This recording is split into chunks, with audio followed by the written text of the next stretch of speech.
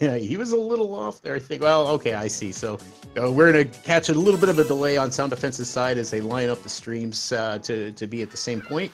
And we're off. We are going now. So, as always, for those of you familiar or not familiar with this game, this is the third game in the Shantae series. And we'll be playing in what is considered basically the New Game Plus mode. Pirate mode gives you all of Risky Boots pirate gear out of the gate, which means that you are able to do a lot of sequence breaking through use of the scimitar, the hat, cannon, and Risky's boots. So it's very fast run because of the fact that we are able to sequence break plus charge through just about everything. And as you can see, these runners will both be attempting to get a few guards on the way in the hopes of getting a somewhat rare item from them, be it a pirate, not a pirate, but a pike ball or a monster milk. Doesn't look like anyone's gotten anything so far as they come up to the first vertical ascension. Yeah, that monster milk will, if they can get one, will be very useful to them. It will help them to eliminate some good time from the first boss of the run, who is pretty much RNG centric, so it eliminates a cycle out of him. So if any of them can get that, they'll be probably very giddy on their side of the stream. Alright, Janglestorm in the first descent room, opts to go with the pike ball strat. Looks like Sound Defense is setting up for the cannon strats on our good friend Ammo Baron here. So we see just a little divergence of strategy. Oh no, Janglestorm missing the text skip with Sky and Bolo coming out of that room. That's a little bit of a time loss, so that will give Sound Defense just a slight edge as Janglestorm completes his charge and gets at least a meat chunklet from one of the guards there. Not groundbreaking. He gets an animation skip if he chooses to do one out of the gate, and both are now currently on Ammo Baron. Yeah, luckily that shouldn't cost him much time, because as was mentioned, Ammo Baron is an RNG fighter. He's got one of three of assaults he can do. He can charge you, he can shoot a black cannonball or a red cannonball. Ideally you don't want to see him charge, but it looks like he's having a field day today. Yeah, both runners are getting a healthy dose of those time race for charges.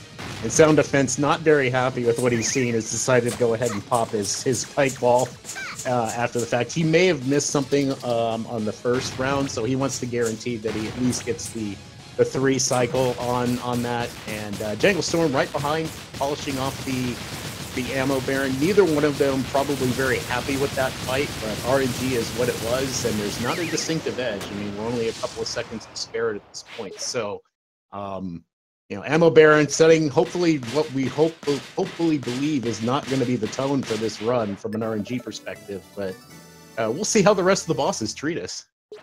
Sound Defense confirming he did miss a whip in that first round, so popping that pike ball just kind of get him the remaining damage he needed to make sure that he at least got the 3 cycle instead of the 2. Yeah, going pike ballless, you need to get at least all 10 hits in on each round, otherwise Ammo Baron will go for another cycle. Yeah, you go 7 whip strikes and then 3 cannons to get a total of 10 or 50 points of damage per cycle, and if you miss one of those, then yeah, you definitely need to do what you need to do, and it was a smart call pulling that pike ball out, because that at least gets the extra hit accounted for that he missed on the first one. All right, well, shout-outs to Trap Tub. I didn't get a chance to talk about it as we were talking about what happened in that last fight, but Shantae obviously has been captured by her nemesis, Risky Boots, and it's been taken to Uncle Mimic's lab, where we watch this Tinkerbat get turned into a Cacklebat. This will be the only time you'll see our racers fight one of these.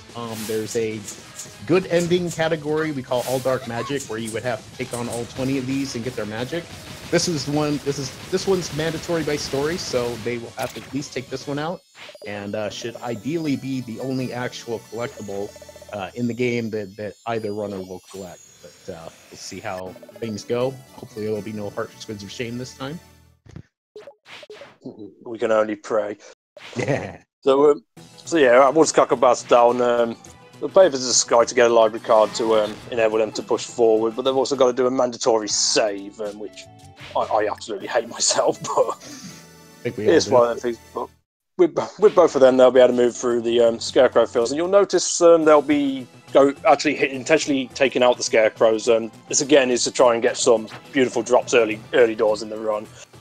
Ideally, you'd want to either get a super pipe ball or monster milk, but they've got quite a few things they can drop, and each little thing could provide a little bit of help throughout this run. Yeah, indeed. I mean, it's rare. The drop rate is extremely low. I mean, and you lose a little bit of time running into these, as you'll notice, as they hit, that delay from the strike gets smaller and smaller as their damage increases. But it sometimes can be worth it because the time save you get from getting a super pike ball or even a monster milk from one of them greatly outweighs the delay caused, from the charge itself. Neither one of them getting anything. I think I saw a bento box for one of the runners, so it's another animation skip potential. As currently both of them have talked to a good friend, Squid Baron, and entered the sewers, and are currently working on getting their flesh pops. And you'll notice that they're using this pogo strat in a really tight space, and the reason that we're doing that is to duplicate. The snakes have a lingering hitbox when you kill them, and you are able to, in that tight space, bounce off of that hitbox 3 times before it completely disappears.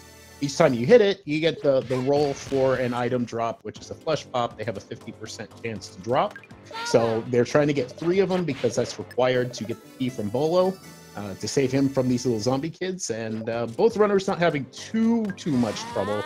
There's a little bit of a hiccup there that I saw, but neither one of them getting trolled by RNG to the point where they had to go farm additional snakes. So, yeah, they'll be happy with that for certain. Main thing you want to go make sure you get is at least all of the flesh pots from just those 2 snakes. Otherwise, you've got to go backtrack on yourself a little bit to try and get an additional flesh pop to pay the toll to good old Bolo. Yes, Trent, I said friend Squid Baron, fight me. He is friend, isn't he? He is friend. He's our resident favorite fourth wall breaker. I mean, what's not to love about Squid Baron? All right, so both of these runners, again, right on top of each other. There's not a huge advantage at this point. Received their first map from turning in their summons to that old man, and will now be starting their charge back. I don't believe either runner has a spare pike ball to use, so you'll probably see them both definitely avoiding the orcs, and then they'll likely go through the scarecrows again on the way back to see what RNG hopefully will bring for them, if anything. Hopefully they get some good drops, and apparently squid equals me, so I'm now a squid, it seems. Oh, wow. All right, I see Janglestorm getting a regular pike ball. This is not necessarily ideal RNG. Sound Defense got nothing. Janglestorm only managed to get a regular pike ball, so it's a little bit of a famine run so far from a resource perspective, as both runners are now returning that library card and turning it into a credit card and getting 100 monies for their troubles. So they'll use that money to immediately go ahead and handle their first shop. Neither one of them is set up for what we like to call the 2-shop route, where they would buy 4 pirate flares instead of 3. So both are going to follow a pretty standard traditional route by 3 flares, 1 super pike ball. The flares are used to speed up the run because it will, when used, send you back to the docks where Risky Boots awaits. So it saves you backtracking on maps once you're completed there. And then the super pike ball will be used for an upcoming boss, not on this island, but the one on the next one, to help him there. Yeah. Sorry. A bit of a cockpit there. So on Saliva Island, what you'll see is they'll be making their way up and to the right, so as we get to a piece of ham. I mean, who doesn't like a bit of ham? I mean, surely the Gigalumix likes it, so they'll be using that to their advantage, and you'll be seeing them pausing and unpausing when they get up to the top, and this is to skip the animation of the Gigalumix blinking, just saves a few extra seconds off the run. Yep, got him coming up to that now. We'll see if either Sound Defense or Jangle are able to get it. Sound Defense missing it by about 2 pixels, so he'll just opt to go for the blink skip. Janglestorm missing it by a little bit more. So both just going to get about half of the available time saved there with the blinking skip only, and not the animation of that ham moving to the nose.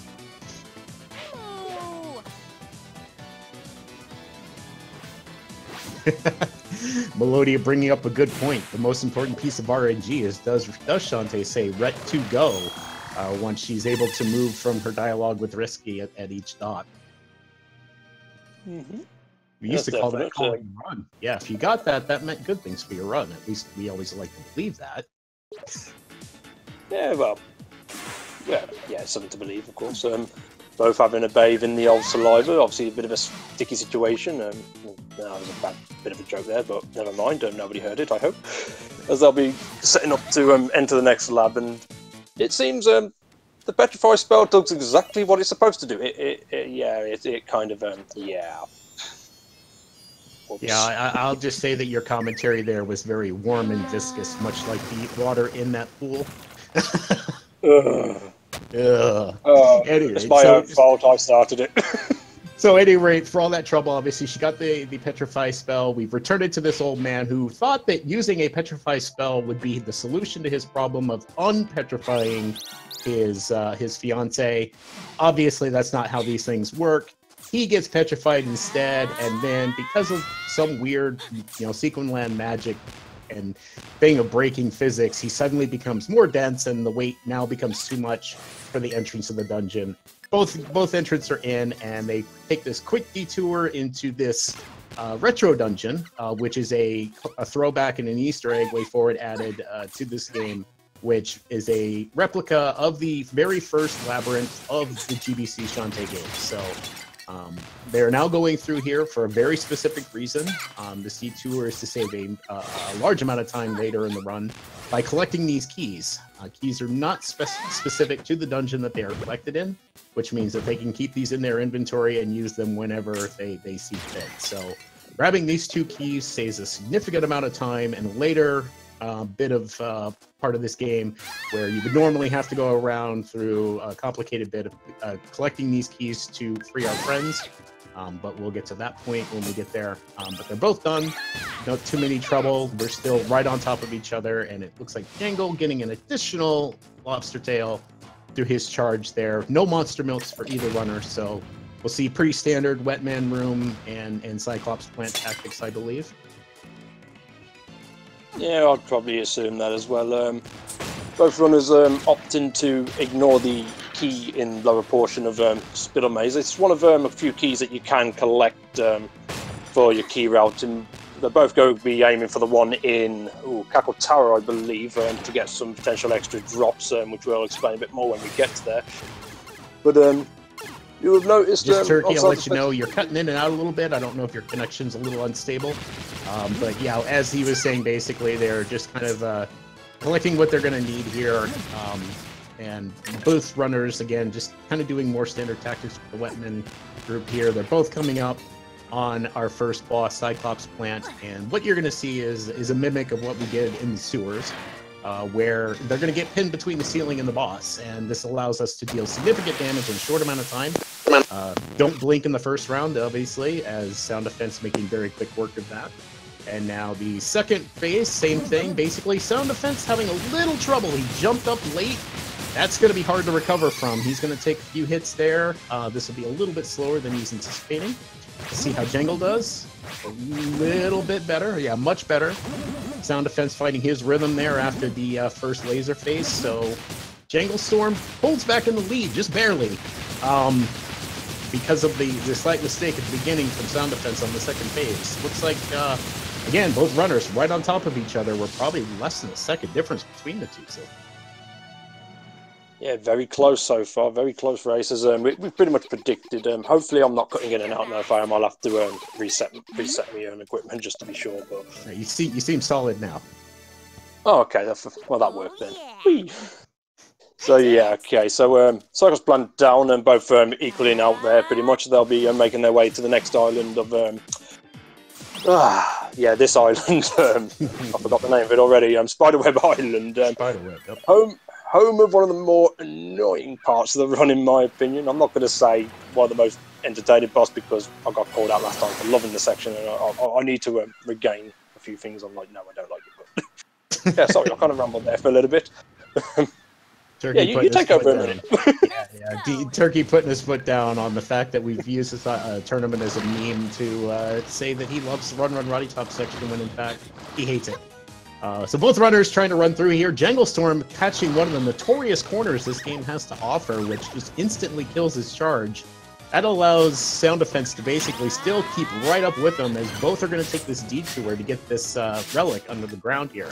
Again, this is a bit of a sequence break. You normally would come back to this later, but because we have the pirate gear and we're able to use the cannon or the scimitar, we're able to go ahead and just grab it on the way through here. We've basically got some relative sync between the two runners right now. Sound Defense not opting to do his risky shuffle there, but Jangle will enter anyway because he did do it just a little bit before. So wow, this is going to be interesting. We're going to have synchronized run body tops going on in this race. And because I will give Turkey a break, and every time I've commentated with him, I made him talk about this section. I'll give him a break this time. So, run body tops is this game's version of an auto scroller. There's no way to skip this, no way around it. You have to go through it. And what happens here is Shantae is now unable to use any of the pirate gear or any of her items in inventory because she's too busy carrying our good friend Roddy, who currently is saying she suffered from a spider bite and her legs are getting numb. They have to avoid many obstacles, or, you know, if they touch anything, it's an instant explosion of Shantae and sent back to the beginning of the room as punishment. Janglestorm getting hit once with Gatekeeper. Sound Defense didn't challenge.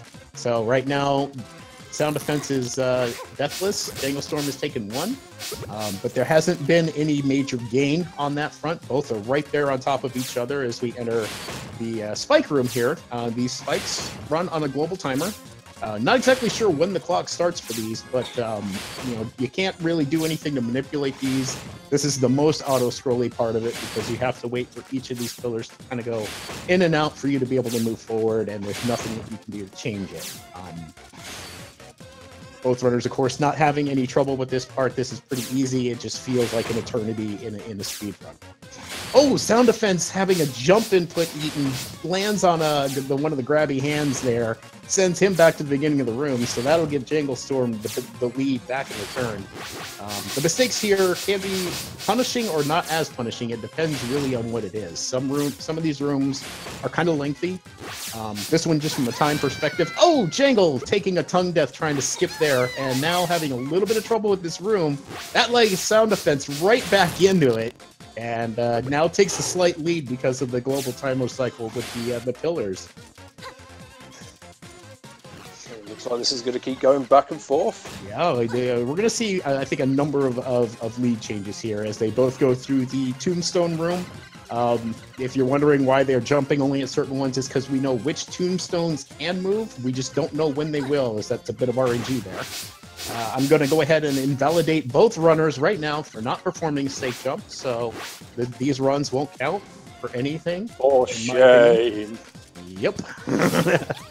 As they now get into the Kissy Robot section, this introduces the next monster within this area, where these robots are just wanting to give, you know, Shantae and Roddy a hug and a kiss, but Shantae doesn't want any part of it, I'm afraid, so they will do their best to dodge these these rather annoying but rather cute and adorable monsters, in my opinion. Yeah, certainly they don't want to get hit in this room as well, because it's one of the two longest rooms of the section, so a big 30-second loss if they get caught towards the end, maybe a bit more. Sound Defense saving just a few frames by doing a little hop through that gap at the end of each platform there, where Jangle opted not to. Just a couple of frames saved by Sound Defense with those slight movement things, so no big deal there. Just extends his lead just a smidge as they now enter the room of Stevens, the first room of Stevens. These charming and adorable things are a bit of RNG as well. Like, they don't really activate until you get in proximity, but the RNG bit is how high they go before they decide to shoot their little projectiles. Jangle thinks gates of hell were open. So, oh no, and Sound Defense took a shot there. He kind of got pinned a little bit, and there was nothing he could do about it. Yep, unfortunately, taking that death there will send him back to the beginning of that room. That gives Jangle a rather bit of a lead change here. He gets an extension as they both enter the last room. And here they get through. This room, they throw everything at you all at once in a very long room that can be extremely punishing should you take a death here. So We'll see if they can navigate out as Jangle comes up to the last part. This is the most tricky one with the last two tombstones. Jangle is free. Nicely done. Only suffering. Well, he only suffered a few deaths, but none of them are really time costly, from what I can remember. Sound defense right behind him gets out as well, so neither one suffering a hug of death there. With those last two tombstones, which is really, really difficult to avoid should it happen. So, again, extremely tight. We're only just a couple of seconds apart as Janglestorm now heads on over to Poe as Sound Defense is dropping off Roddy to her brother Abner. The real question is, does it smell? We'll find out shortly. We'll see if Poe has done his diligence and washed. Both runners handing over the squid oil, which allows Poe to finish repairing up this wagon that had busted wheels, and they're going to take a free ride. So we will find out shortly. Does it smell indeed? It better not smell. Well, let's see. Jangle's getting it now. Nope, I'm afraid it smells. Ugh. It always smells. And sadly, one of the only text boxes in the game that we're not allowed to just cancel out of. It actually sits there. It's very important from way forward for us to really know that it smells. Yeah. That's alright, though. Shantae doesn't... Yeah, she doesn't want to keep it very long. This very hungry dungeon was just looking for that so that we could just enter it. So, perfect. At least, it may smell, but we don't hang on to it very long as Janglestorm now heads into the skeleton room. And I don't believe either runner went Wetman room route and saliva, so we'll see both heading down here to go get their next key for the inventory down with the Batgirl. So we'll see what RNG has in store for him. I see a regular pike ball for Janglestorm as he does that charge into the room. And another regular pike ball. So he'll at least have a pike ball for the Batgirl. Sound Defense getting 2 on his charge into the room. And then we'll see what the remaining skeletons have to give. 1 extra as well. So both will be using the pike ball there. And Janglestorm getting the optimal drop, the Super Monster Milk from the Batgirl. So lucky RNG for him. Yes, that Bat Lady is the main reason why we're going for this key for the most part. There's not really any time difference between going for this key versus the other, but that Bat Lady has the opportunity of dropping either that Super Monster Milk, Super Pipe Ball, or Flare. And as mentioned, ideally you want the milk. And funny that you say Flare. That's what Sound Defense ended up getting for his trouble. No, that's the one drop you really don't want to see. I mean, it can lead to a time save late in the run where you don't have to talk to Abner. Or you just buy one less in a shop. So it'll be interesting to see what direction he goes, but it's not the ideal RNG that you'd like to get from the Batgirl. Seems like cursed in there. Maybe I should go silent. Well, I wouldn't say exactly call the commentators cursed quite yet, but you were just stating facts. We'll go with that. But I imagine Sound Defense is probably less than enthused about that particular drop. I mean, again, there's some advantages to it, but not many. As Janglestorm is now entering our next boss room with the Empress Spider, launching his pirate, or not his pirate flare, but Super Pike Ball ahead of time. This is what they purchased it for. Turkey, go ahead and explain your strat for this, buddy. Oh yeah, the interesting part with this fight, if you're going at speed, the aim of the game is to essentially have a game of chicken with the Empress Spider. You want to stay within a hitbox and let the Super Pipe Ball, do the majority of the damage. But what you'll also be trying to do is get themselves stunned in the middle of their hitbox by whipping just before they take damage. By doing this, it saves them getting knocked backwards and down to the floor, and it also replenishes their cannon strikes so they can just consistently stay up in the air with her and just annihilate her, essentially. Yeah, but it's very risky. You could very well lose your auto potion by going for this strategy. Yeah, Janglestorm struggled a little bit. I saw a few knockbacks there. It probably wasn't the most optimal fight, but it's pretty decent.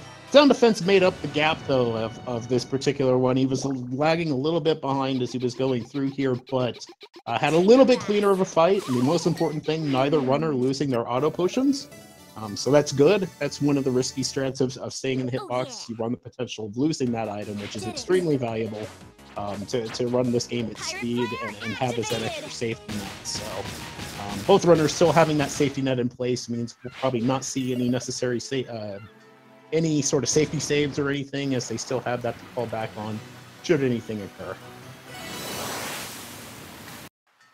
More than likely, they'll be making their way to the next island tan line. They're only going to stay here briefly, early point, to meet up with our old friend, the Squid Baron, once again. They'll get the X-ray specs, which will set them off on their next fetch quest to obtain the 3 pass keys to the next lab. Yep, Janglestorm doing that charge through the initial cactus, landing 1 monster milk for his trouble. Nice. See what Sound Defense gets here. Sound Defense gets a bubble shield and a monster milk. So Sound Defense getting a little bit more favorable RNG. I mean, monster milk is helpful for both runners. Sound Defense basically gets that 1 item that he needs for the final boss fight, so that's 1 less thing he's got to worry about from a shopping perspective. Both runners possibly going to consider taking a 2-shop route, or they may consider it, considering the RNG route they've got so far. Both of them in a relatively okay spot early doors for the item management perspective. Yeah, Sound Defense a little bit better position for it because of that Pirate Flare drop. Because initially buying 3 means that you would have to run back from one of these places to still have enough flare kind of to get through this first part before you would actually consider going to the shop.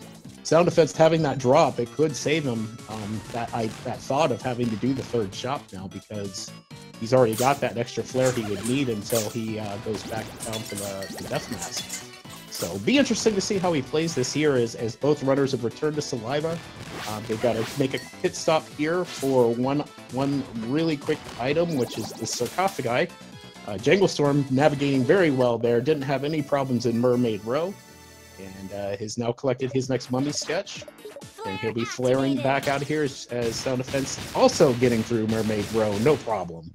So again, these 2 runners right on top of each other. I knew that this was going to be an extremely close race, and 25 minutes in, we're still very, very tight. So far, they deliver. Mm-hmm. Yes.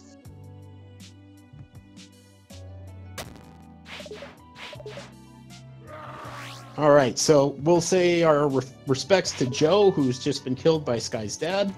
Apparently, overprotective father syndrome kicked in, didn't like the cut of Joe's jib.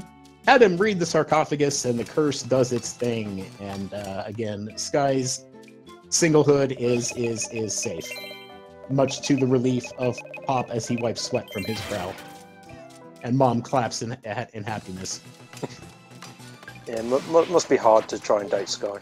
Yes, indeed. Let's see, Janglestorm buying a super monster milk. Oh, that's an interesting purchase on his 2nd run there, but I don't blame him. I mean, RNG hasn't been great. It's an interesting call as he gets 2 more monster milks on his charge through the cactuses. So he just bought himself 1, and then, of course, as this game likes to do, once you buy, it starts giving it to you in droves. It looks like both of them took the same shopping aspect. As I believe that was the traditional method we used to use before starting to incorporate skipping a shop. So, I mean, at least gives them that extra milk as well.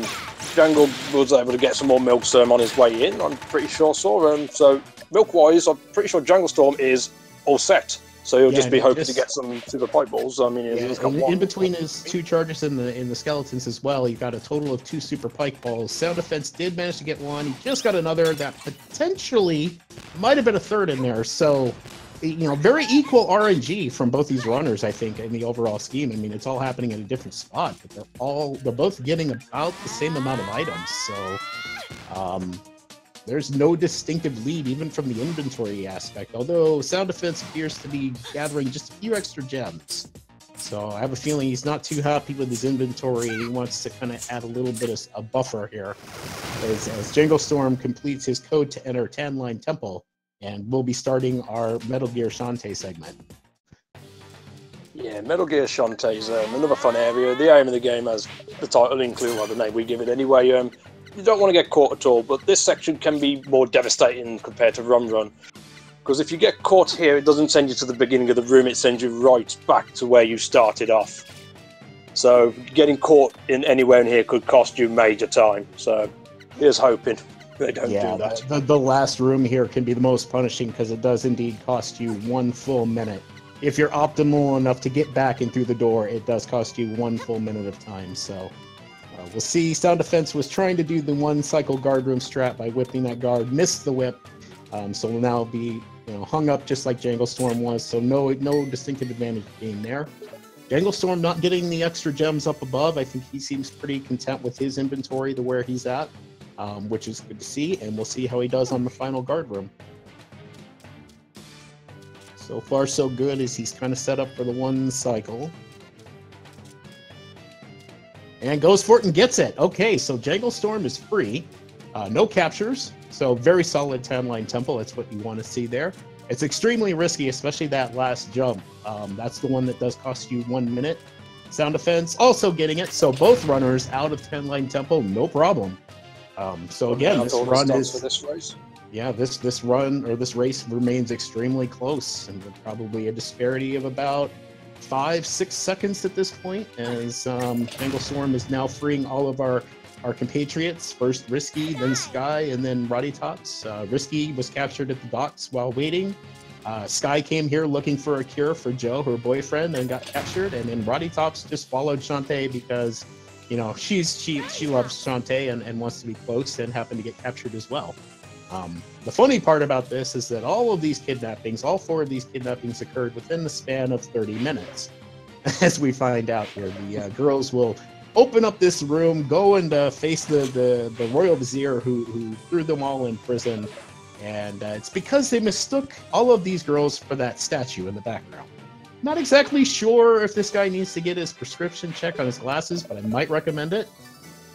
As we're talking to him, the real princess comes back. She was at the store, just wanted some French bread, and was gone for 30 minutes. But, these guys are efficient at what they do. That's all I gotta say. 4 kidnappings in that span of time. Easily panicked for sure. Mm-hmm. Yeah, just to note as well, earlier we mentioned about gathering keys early. It was this temple that they were doing it for. They were able to cut about 2/3 of the lab out by having those keys stocked up, so they could just let all 3 ladies out of their cells as soon as they got to the center area. Yeah, it saves a significant amount of time because there's a lot of rooms in that temple to go collect the other keys. So bringing those extra keys in, that's where the huge time save is. And if you'll notice, both runners were checking their inventory there. There's a little tone for the opening of the ruins after you give over the pickaxe. It costs no time, so it's a good chance there for runners to, 1, get that in position, and 2, check and see where they're at and make their final decisions on how they want to handle their inventory for the remainder of the run. So a free little menu check. You don't get that very often in speedruns, so it's a nice thing to have.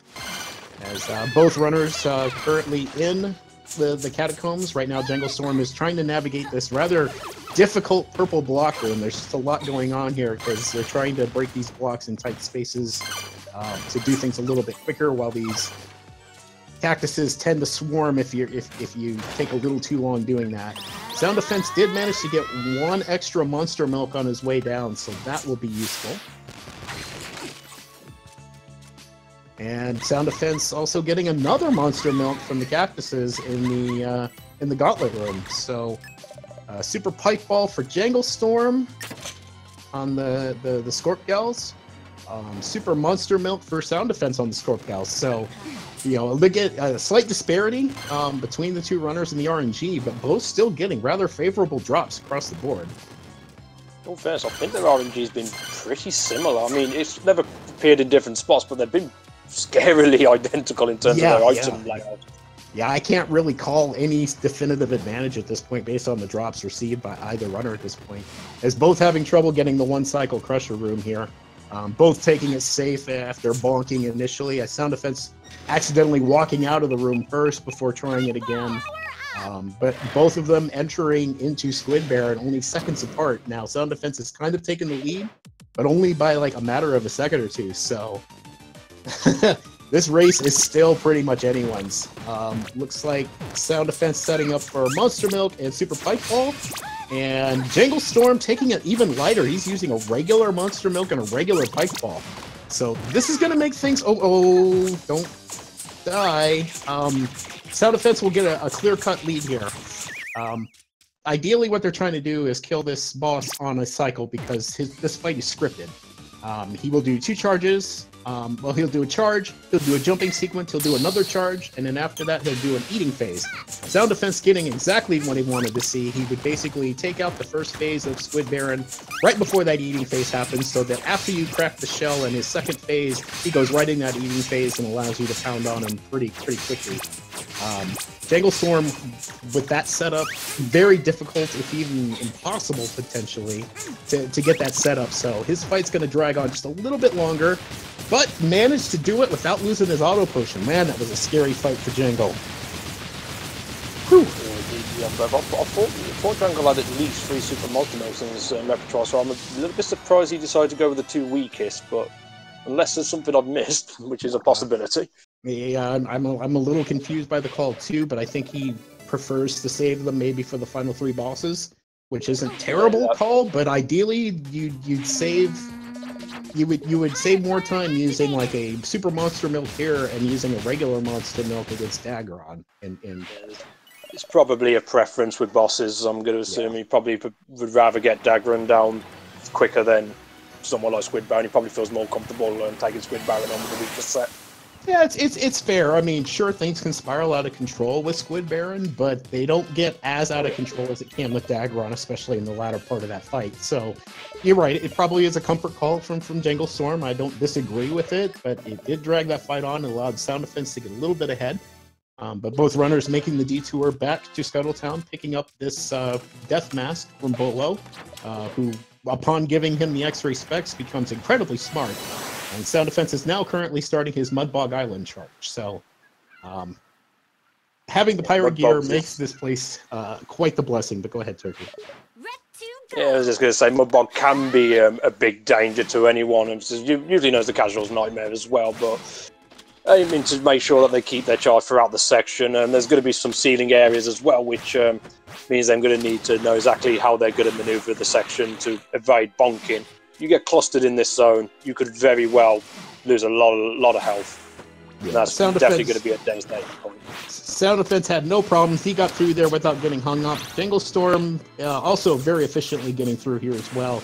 Getting an extra bento box from one of the beetles that he accidentally hit. But, you know, again, both runners having no problems navigating that. It's a very specific timing of platforming to get through there without taking any sort of bonks whatsoever. But both runners having no problem right now, and are starting their collection of these coins, which they will need for the ultimate game of RNG. So they'll be navigating their way through the Village of Lost Souls. And you could set us up for the gamers, Turkey. Yeah, the gamers are an RNG section again with this area. As Nori mentioned, they'll be collecting 3 coins that belong to these gamers to have that epic RNG game of heads and tails. Pretty much, mainly what they'll do is just keep selecting heads, as that's the option they start on, because we can't determine exactly what's going to be picked, so it's just select and hope. There is at least a fail-safe that was put in the game, which was nice, a way forward, so that if you fail the game 3 times, the 4th one will always be a guaranteed victory. So, even if RNG does mess with them, they won't be stuck there forever, at least. Yeah. You see, Janglestorm had a little bit of a trouble with the ghost room there. That room can be potentially just a royal pain because those ghosts spawn within a certain plane, but where they spawn is RNG in a little bit, and they tend to just always do it right in your way. So he did get bounced around a little bit, but only took 1 hit, so no danger from an HP perspective. Both runners taking a hit in that room, but not having too much trouble. Sound Defense taking another hit on his way out. But not getting the knockback as he was sitting on the chain. Janglestorm now starting to run into some trouble with them, but after 1 hit, getting around. Wow. So these runners, not only are they like right on top of each other, they actually have the same health going on, Turkey. This is kind of crazy. It is a little bit. I'm going to go a bit gutsy. I'm going to call heads for one of them. I don't know why. I've just got a gut feeling. I've got a gut feeling RNG is going to be really nice. Well, I hate to break it to you, but you've already lost that bet, good sir. Sound Defense did get trolled a little bit, but nothing too terrible, as Janglestorm did run into a heads tails, which is probably the most painful thing you get. He's actually having a very rough gamers at this point, as they kept passing him and then failing him, passing and failing him, so he had to go back and forth a couple of times. That was pretty painful there, and I'm sure he's not happy with how that gamers went. Yeah, I don't think it was being terrible with sound, at least from what I can make out. Sound, yeah, I as think, you said, got Jungle through got a about. bit trolled. Yeah, I think he only had like 5 or 6 menus. It was actually not too bad at all, considering. All right, well, now equipped with the Old Spice, Sound Defense is going to use that Manly Musk on this particular rock formation to enter the next dungeon, the Oubliette of Suffering. Yeah, the Oubliette of Suffering is the lab where you usually pick up the risky boots that our runners have been manipulating throughout the run to be able to do the trick known as the risky shuffle by, I'm not sure if we mentioned it earlier, by holding one direction on the D-pad and tapping on the analog the other direction, it keeps a continuous charge. But they're going to use that once they get to the center point of this section to obliterate the lab, just cutting a good 80-90% out and just going straight up to Dagran. It's a great sequence break because this dungeon is a huge loop around, and there's a lot that a little bit of back and forth with it too. Is it kind of takes you through that elevator room. Plus, there's the complication of the elevator puzzle, but the risky shuffle allows us to just say, you know what, we're done, we're out of here, and just charge right through that block and takes us right there to our next boss, which Sound Defense just now starting, Mr. Dagron. Dagron is a run killer. He's been known to destroy many runs. Sound Defense opting to use his last super Pokeball and a regular Monster Milk, so he wants to take quick advantage of this boss, but having a little trouble out of the gate as Dagron goes to short pattern. So Dagron's movement's very scripted. He always comes in from one side, and then after he leaves, he'll come in from the other, so it's always a back and forth thing. The problem with this fight is, okay, Sound Defense, be very careful, sir. There goes his auto potion. He's having a little trouble getting him down here. Dagron is kind of taking it to Sound Defense, finally getting him down. That's where you can really get the damage there. But that fight was not clean. Janglestorm has a chance and does execute it pretty well. So this gap that was increasing has shrunk significantly. We've got another, we're right back on each other's heels again, Turkey. This is going to be an amazing one as Sound Defense did struggle. I think I might have got Jangle's item management wrong. I thought he had 3 super monster milks, but again opted to use the monster milk for him, so for Dagron, so maybe he's only got 2 then. Yeah, I think we missed the super monster milk drops. I know that I thought I'd seen him buy one, but yeah. So now Sound Defense has to play a little bit more cautious. It's expensive to replace that auto potion. It's 50 gems, and that's hard to do in the route. And if he needs any additional items, which right now I know he is out of super pike balls, which you can buy a 3-pack of those for 100 or 2 for 40. That doesn't exactly fit in his gem routing right now to replace that auto potion. We might see a little bit more cautious play as we have perfect sync leaving the Village of Lost Souls. Nice. And both runners flaring off of the island. So Janglestorm just a minuscule bit ahead just because of a slight need to menu for the Pirate Flare from Sound Defense. But both runners coming up on Frostbite Island. We'll see if anyone chooses to go through some of the wolves here for a 1% chance drops. Most likely, we probably won't because of the amount of time and the potential to lose your momentum. And this is a very precarious place because there's a little bit of ice physics going on these slopes. And to top it all off, these wolves also deal 6 points of damage. It's 1.5 hearts. And you see they have 2 hearts. It's very dangerous if you take a slide and then go face to face with one of those wolves. So I think Sound Defense might chance hitting a few of these as he goes through. We'll see. Go ahead, Turkey. Yeah, I was just going to say there's a good chance. Well, not a good chance, but there's a chance of getting the Super Monster Milk or Super Pokeball from those wolves. But as Nori mentioned, they are rare. So yeah, it's like a going for them isn't really a time loss. And Sound Defense, actually, he did hit a couple early, but I think he's changed his mind at least. He's just flying through this stage as Janglestorm is too. So both runners are just going to quickly navigate through here. Right now, Jangle has the slight lead still as he gets to the chain room first. Now making their way up to Propeller Town, isn't it? If I remember rightly. That is correct, yes. Yeah, Propeller Town... well, the skies have cleared up for some reason, but we usually outright skip this in an out-of-bounds run. So with this no out-of-bounds, you'll see them pretty much traversing through, and you'll see a good combination of movement and how the pirate equipment complement each other moving around. So it's a good thing to see. Yeah, a lot of the commentators in this race, from what I've heard, you know, over the couple of weeks of even doing it, they're saying that they don't necessarily have this design with the cannon in mind, but I kind of disagree with that. I think that way forward, when they designed this particular part, probably had both modes, you know, in mind, normal and pirate mode.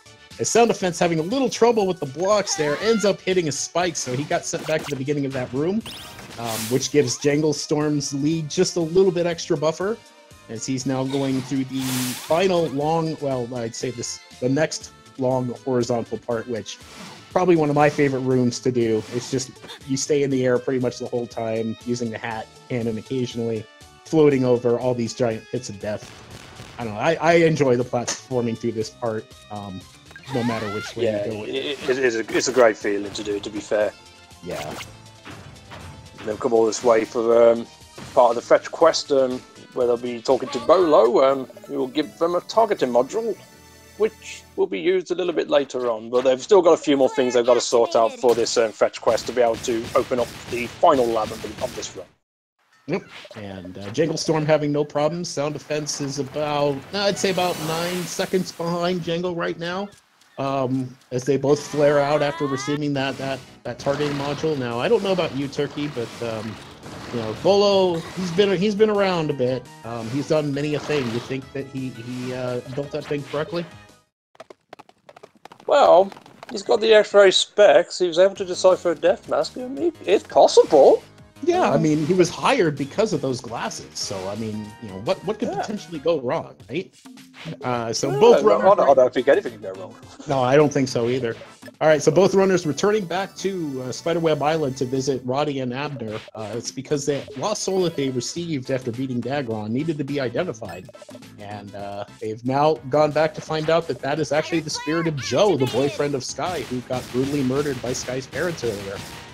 Janglestorm did talk to Abner to turn in the death mask for the extra pirate flare. Sound Defense, that using that drop from earlier from the Batgirl to his advantage, not talking to Abner, closing the gap from that 9 seconds to only about 3.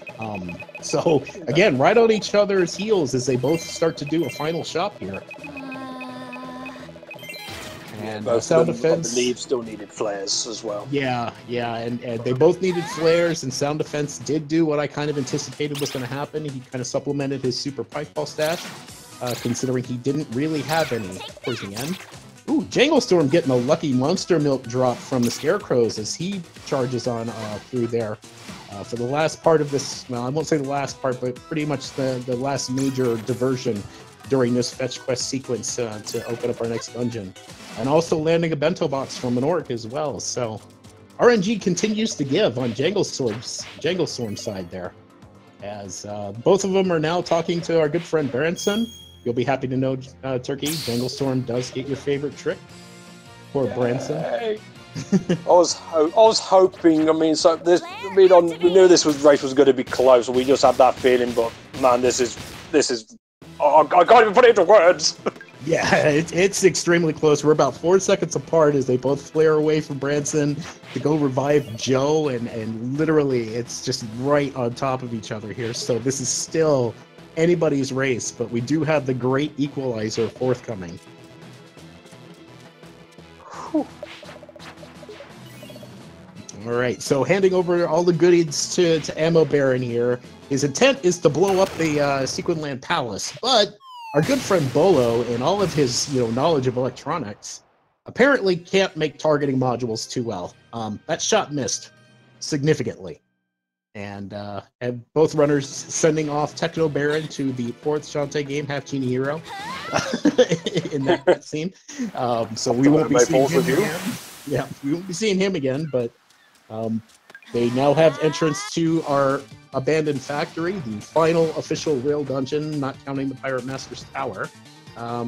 So we'll see what... I think both runners are probably going to do the exact same key route, so you'll probably see him grab all 3.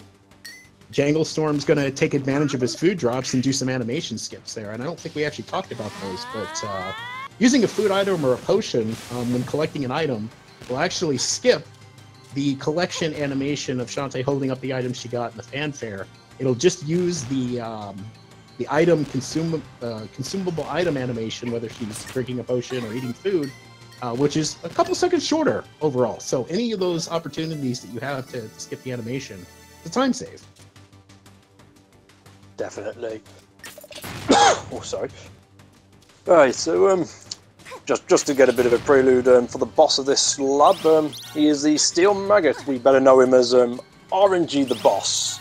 Yeah. Well, he's one of them. You will notice that he'll have a few buttons on his back, and the aim of the game is to hit each of the buttons in a particular order. Which order? Jeez, I don't know. It's random every time, no matter how many times you do it. It changes each run as well as each round, because once you hit all 3 buttons in the correct corresponding order, it will expose his tail, which is where you can cause the damage. And once that tail retracts, the sequence changes. So hopefully we're going to be getting some good RNG for both. All right, well, Janglestorm off to a rough start here. He's hit 2 buttons to no avail. Sound Defense having an extra bubble shield is using that to his advantage to try to get an extra shot at that potential right code. But he's still struggling in getting that. So it's the other part of this particular boss that makes it a little bit tricky is, whenever you're trying to hit multiple ones on there, it's, I won't say super precise, but it takes some getting used to. Oh no, Sound Defense getting the tail exposed, but he got away, only got a couple of strikes in there. Janglestorm having a little bit of trouble also with the codes, so neither runner getting a distinct advantage with this Steel Maggot as Janglestorm just now finishes up on that, and Sound Defense is still struggling with the RNG of the codes. Janglestorm going to get a little bit of a significant lead here, as I believe Sound Defense is going to have still one more round, even after this damage he's going to whip out, even though he's using full buffs. Yep, he wasn't quite in position right. Oh no! Sound Defense dying at the very end! Oh, and I don't believe he's saved at all in this run, so I would anticipate a forfeit at this point. That's painful. Oh, that's such a good race. It's a shame wow. that is, unfortunately, for Sound there. That's heartbreaking. That is heartbreaking. I mean, he was struggling a bit with that boss, but I thought he was going to get through it. I mean, the bubble shield was a bit of an advantage because you don't have to worry about the projectiles that the thing was firing, but landing on top of the maggot doesn't help matters. And he was struggling with those codes a little bit. That's just not what you want to see. And again, we knew he already lost his auto potion with what happened with the Dagron fight. So, wow, that's heartbreaking. I mean, this was such a wonderful race. They were both right on top of each other. This was coming down to the wire at Pirate Master, and who could do the climb better? Oh, I feel so bad for him right now. Yeah, definitely with you on that one. Well, it would have been a great conclusion to see them both cross the line, probably very close to one another. Unfortunately, that just leaves Jungle now to finish up the run and validate the victory. Yep. As he'll be making his way to the tower climb. Yeah, I'll let you take this one, Nora. Yeah, so as he's charging through everything here, I mean, obviously the Pirate Master has taken over this island. Everything's dark and spooky. There's this big storm going on. But Janglestorm will now be going to face him. And this tower climb, normally in a casual playthrough, you're expected to go through each of these rooms and ascend your way towards this tower. And these rooms are brutal. They're known as the Pirate Master Trials, but because of some very precise platforming and a little bit of exploit with the way the hat works, which, popping it out lifts Shantae up about a pixel or two, and precise cannoning, you're able to skip from ledge to ledge here without actually going through these rooms. And Janglestorm is actually having an extremely clean ascent right now. Don't think he liked his approach on that one but hasn't missed any of his official attempts on his way up. So Janglestorm knocking this out, and again, this is extremely precise platforming he's doing, and he nailed it perfectly with the cannoning and the hat and everything. So he's now on his charge in to the final fight with the Pirate Master. We'll see if he's able to finish this run. Pirate Master is not a pushover. He is the final boss for a reason. Fortunately, Janglestorm does have that bubble, so he does not need to worry about the Pirate Master's projectile attacks, which would one-shot Shantae, doing 8 points of damage or 2 full hearts. So the only thing he's just got to be mindful of is not giving Pirate Master hugs. And Pirate Master's physical contact only does 4 points of damage or 1 full heart. So And I think he still has his auto potion, so even if he does get a little too close a few times, he's able to tank through that because the auto potion will just automatically revive him here. And we'll see as we go into the last phase here. Again, full buffs. He shouldn't have too much trouble. And there we go. It's finished. Janglestorm finishing with an official SRL time, 54 minutes, 12 seconds. And that's a SRL PB, at least for him. I don't believe it's a real PB. I'm just going to check that really quick. Yeah, he's got a 53-18 now, so... But GG to Janglestorm, who will claim this win. And again, it kind of shakes up this group because this will now push both of these runners to 1-1 within the group Roddy Tops. So this particular group's starting to look like it's going to be up for grabs as we get to the final part here. We'll see if anyone. We'll see if anyone is willing for an interview. I don't see Sound Defense waiting. And we'll see if Jangle wants to come in and say a few words.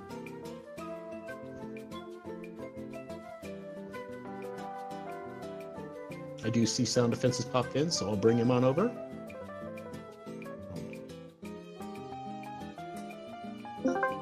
Hey, Sound Defense. Hey, Jangle.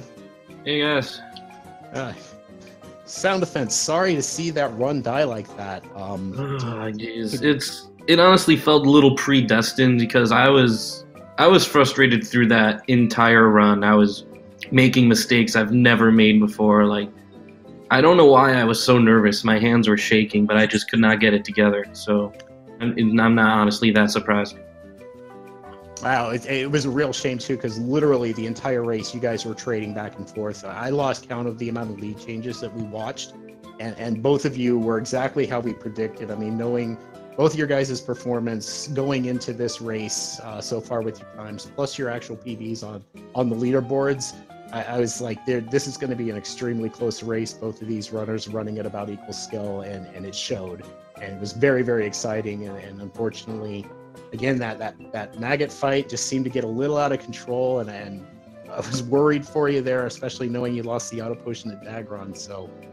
yeah, sorry to see it end that way. I mean, it's just, that was painful, and I'm sure you are less than enthused. Yeah, I'm not. I think I am going to stop having the stream open because that just ruined me completely. Like, you can tell at the end that, like, I was losing my focus entirely. So I am no longer going to watch what my opponent is doing and just focus on my own run. It's a valid strategy. I fully subscribe to that one myself in races. I'd rather just focus on what I can do and let the other person do what they do and let the results shake out as they go. So looking forward to seeing how that will change your racing. I know you're extremely talented at this run. You're really good at it. So I can't wait to see how that change of strategy will play out for you in the future. Thank you. Hopefully well. I know that I think Cake Sauce is in this group. He is. Yes. All right, that's going to be a mighty hill to climb, I think, but hopefully I can get out of here with 2-2 and maybe get into the tournament stage. Yeah, definitely. I mean, this evens up you and Jangle in this tournament. Cake Sauce currently at 2-0. So it's really up for grabs on the second qualifying spot, and really it's not solidified even for Cake Sauce. So we'll see how this one plays out. I know this is one of the two groups I predicted was going to be a little bit up for grabs, especially as I watch people practice, and it's starting to shape up to be exactly that. So it'll be quite the finish in the next couple of weeks as we go through the remainder of the group stages for you guys. I think so. And poor Jangle, we're not getting any mic from him. Yeah, I'm seeing reports he's having some trouble with his microphone on his end, so I'm not sure if he's going to restart Discord. If he does, we'll see if we have time to pull him in. I know Speed Gaming's a little booked today, but...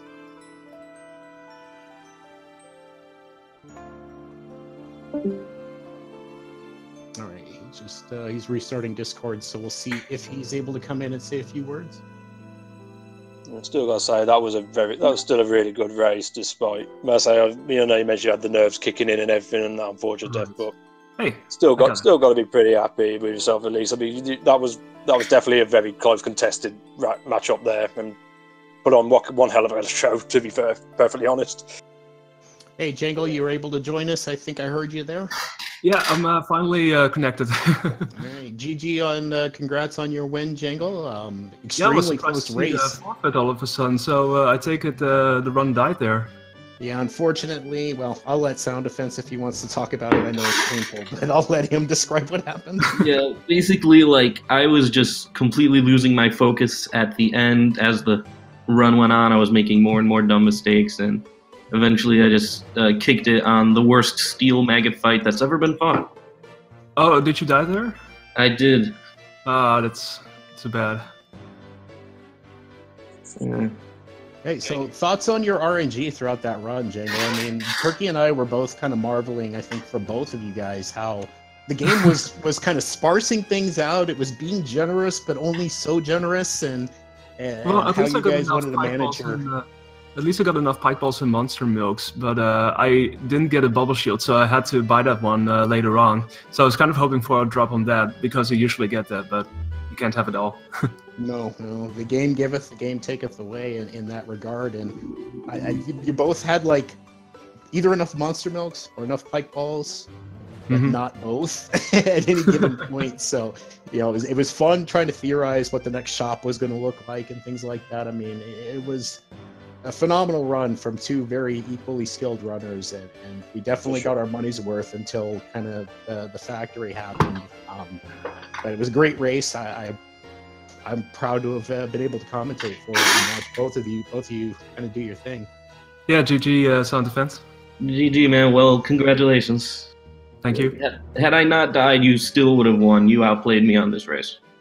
I actually was expecting to lose because of the slow start in the beginning with the ammo baron and stuff, but yeah, I don't know. It eventually caught up or something. I'm not sure how that works sometimes. You two are literally back and forth. So the I whole heard. way. Yeah, the whole way.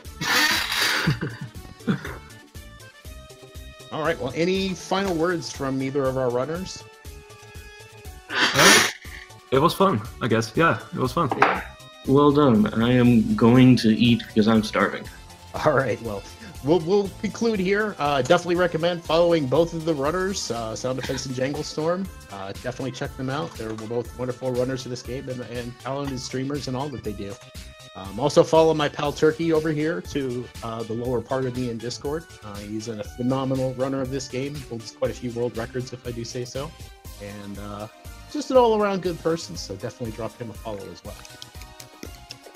Yeah, just to repeat what Nori said, just give both of these brothers a follow. Great show, and of course, gotta give Nori a follow as well. Pretty much one of the gurus of this game.